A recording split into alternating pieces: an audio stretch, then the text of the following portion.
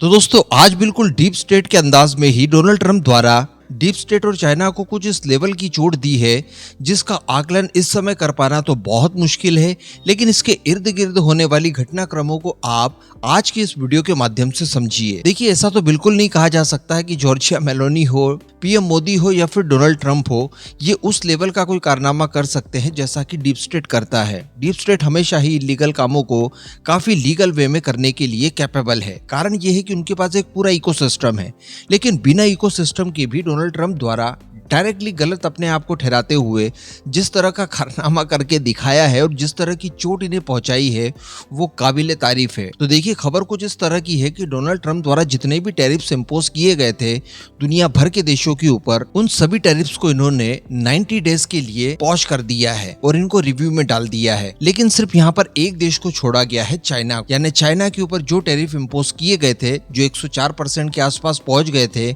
उसमें कुछ और एडिशनल टैरिफ जोड़कर कुल 125% के टैरिफ्स लगाकर उसे एज इट इज छोड़ दिया है। बाकी भारत सहित बाकी दुनिया के अलग अलग सभी देशों के ऊपर जितने भी टैरिफ्स इंपोज किए गए थे वो सारे कुछ हटा दिए गए हैं। यानी 26% टैरिफ जो भारत के ऊपर लगे थे वो अब केवल 10% ही रह गए हैं पहले की तरह। और इसका मतलब अब आप समझ सकते हैं कि दुनिया का कोई भी देश आसानी से अमेरिका के साथ ट्रेड तो कर सकता है, लेकिन चाइना नहीं कर सकता। अब ऐसा जैसे ही किया, इसके बाद स्टॉक मार्केट में धूम मचनी तय थी। और अभी तक आपने डेफिनेटली खबर तो सुनी ली होगी कि अमेरिका सहित जापान हो और दुनिया भर के जो स्टॉक मार्केट हो, इन्होंने सारे रिकॉर्ड्स तोड़ दिए। भारत का स्टॉक मार्केट भी रिकॉर्ड तोड़ेगा, टेंशन मत लीजिएगा। आज हमारा स्टॉक मार्केट बंद है, भगवान महावीर की जयंती है। इस मौके पर मैं आपको शुभकामनाएं भी देना चाहूंगा, खासकर जैन कम्युनिटी को। लेकिन जैसे स्टॉक मार्केट भारत का खुलेगा, वहां पर भी आप बेहतरीन बूम होते हुए देख पाएंगे। लेकिन इससे भी बड़ी बात जो निकलकर सामने आई है वो ये थी कि इस चक्कर में कई सारी कंपनियों को बिलियंस ऑफ डॉलर्स का नुकसान डोनाल्ड ट्रंप ऑलरेडी पहुंचा चुके हैं। आप सभी को याद होगा डानी मामला, यहाँ पर डीप स्टेट का हाथ था और किस तरह से उन्होंने स्टॉक मार्केट को मैनिपुलेट करके बार बार इनके स्टॉक्स गिराने की कोशिश की। इन्हें बहुत तगड़ा नुकसान भी दिया। हालांकि डानी ग्रुप के ऊपर जितने भी आरोप वगैरह लगाए गए थे वो सारे फर्जी यूं ही पाए गए। आरोप लगाने वाली कंपनी हिंडनबर्ग खुद ही डोनाल्ड ट्रंप के पावर में आने से पहले ही भाग गई, लेकिन इस बीच इन लोगों ने मोटा मुनाफा कमा लिया। इसी तरह की चीजें जॉर्ज सोरोस वगैरह भी लंबे समय से करते आया है। अब डोनाल्ड ट्रंप भी जब पावर में आए थे, उन्होंने शुरुआत में ही इस तरह की चीजें सोच विचार ली थी और स्टॉक मार्केट के जरिए इन कंपनियों को निशाना बनाकर अपने लोगों को फायदा पहुंचाने के लिए वो प्लानिंग लंबे समय से कर रहे थे। अब जब उन्होंने टैरिफ इंपोज किए, उसके बाद हम लोगों को देखने के लिए ये मिला कि ट्रिलियंस ऑफ डॉलर्स का नुकसान अमेरिकन कंपनीज को भी हो गया था। हम लोग खुद भी वीडियो बनाकर आपको बार बार अपडेट दे रहे थे कि आज 3 ट्रिलियन डॉलर्स का नुकसान हुआ, 5 ट्रिलियन का हुआ, 13 ट्रिलियन डॉलर्स का नुकसान हुआ। लेकिन सडनली जैसे ही ये जो इंपोज किए हुए टैरिफ्स को हटाया जाता है, उसके ठीक 2-3 घंटों पहले ही डोनाल्ड ट्रंप द्वारा एक ट्वीट कर दिया जाता है अपने खुद के प्लेटफॉर्म पर। यहाँ पर आप देख पा रहे हैं, इसमें ये केवल इतना लिखते हैं कि ग्रेट टाइम टू बाय, और उसके 2-3 घंटों के बाद ही ये अपने टैरिफ्स को हटा लेते हैं। उसके बाद सडनली मार्केट में बूम आ जाता है। तो इस बीच जो ट्रम्प का इकोसिस्टम था, जो सारे लोग संभवतः इसमें शामिल होंगे, उन सभी को ठीक ठाक मुनाफा वगैरह हो गया और संभवतः यहाँ पर वो नुकसान डीप स्टेट और उससे जुड़ी हुई कंपनियों को पहुंचाने में सक्षम हो गए होंगे जिन्हें की वो नुकसान पहुंचाना चाहते थे। और अगर आप ध्यान से देखें तो डीप स्टेट वगैरह भी अपने टारगेट पर आने वाली कंपनीज को भी कुछ इसी तरह से नुकसान पहुंचाया करते थे। तो बिल्कुल सेम टिट फॉर टैट यहाँ पर डोनाल्ड ट्रंप द्वारा कर दिया गया है।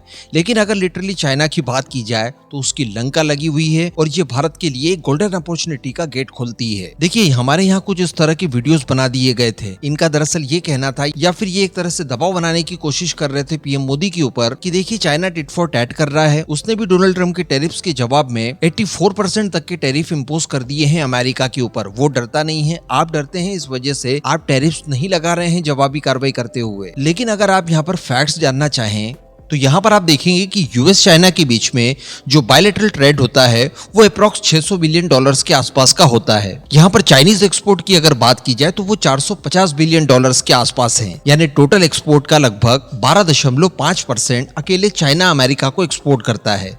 वहीं अमेरिका की बात की जाए तो अमेरिका केवल 150 बिलियन डॉलर्स का एक्सपोर्ट करता है चाइना को, जो कि हुआ 4.6%। तो अगर रेशियो देखा जाए तो 3:1 का है। तो अल्टीमेटली जो चाइना द्वारा टेरिफ टैरिफ्स इंपोज किए गए थे, इसमें चाइना अपने आप को ही नुकसान पहुंचा रहा है। क्या आप भी ये चाहते हैं कि भारत भी इस तरह से टैरिफ इंपोज करके अमेरिका के ऊपर अपना खुद का नुकसान कर ले? क्योंकि यहाँ पर भी भारत अमेरिका की बजाय ज्यादा एक्सपोर्ट करता है अमेरिका को। तो इस पूरी पिक्चर को देखने के बाद ये तो पता चलता है कि यहाँ पर डोनाल्ड ट्रंप के टारगेट पर दो ही चीजें थी, पहला तो था चाइना और दूसरा था डीप स्टेट। इन दोनों को टारगेट पर लेने के लिए ये सारी प्रक्रियाएं की गई और यहाँ पर डोनाल्ड ट्रंप पूरी तरह से सफल साबित हुए। और वैसे मैं आपको बता दूं कि इस कार्रवाई के लिए वास्तविकता में चाइना डिजर्व भी करता है, क्योंकि जिस तरह के ट्रेड डेफिसिट की बात डोनाल्ड ट्रंप करते हैं कि देखिए वो तो हर साल $1 ट्रिलियन का ट्रेड डेफिसिट फेस करते हैं, यानी अमेरिका जितना एक्सपोर्ट नहीं करता उससे ज्यादा इंपोर्ट कर लेता है और इस वजह से उसे सालाना लगभग $1 ट्रिलियन का ट्रेड डेफिसिट देखने के लिए मिलता है। जबकि अगर चाइना की बात की जाए तो चाइना इंपोर्ट के बजाय एक्सपोर्ट ज्यादा करता है और हर साल उसका ट्रेड डेफिसिट $1 ट्रिलियन सरप्लस होता है। तो ये बात देखने में तो वास्तविकता लगती है, लेकिन यहाँ पर बिग टेक कंपनियों की जो अर्निंग वगैरह है या उनका जो एक्सपोर्ट अमेरिका करता है उसे काउंट नहीं करता।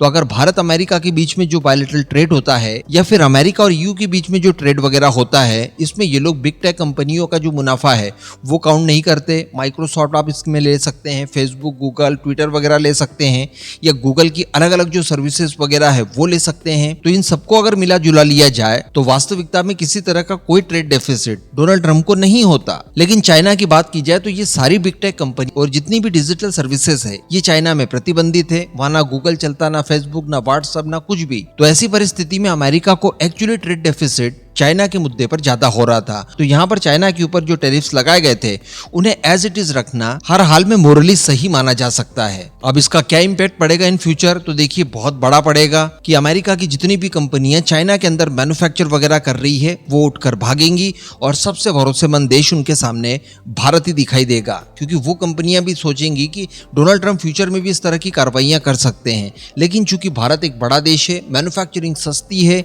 भारत का मार्केट भी बहुत बड़ा है, ऐसी परिस्थिति में भारत के ऊपर सीधे सीधे अटैक कभी भी डोनाल्ड ट्रंप नहीं कर सकते। तो उनकी मैन्युफैक्चरिंग सबसे अच्छी भारत के अंदर ही हो सकती है, जहां पर वो अपना माल बनाए और उस माल को वापस अमेरिका और दुनिया के अलग अलग देशों में एक्सपोर्ट कर पाए। तो आप देख पाएंगे कि लंबे समय तक अगर चाइना के ऊपर यही टैरिफ्स लगे रहे तो चाइना पूरा खाली हो जाएगा और चाइना जितना खाली होगा भारत उतना ज्यादा बढ़ता जाएगा। इस पूरे मुद्दे पर अब आपका क्या मानना है नीचे कमेंट करके जरूर बताइएगा।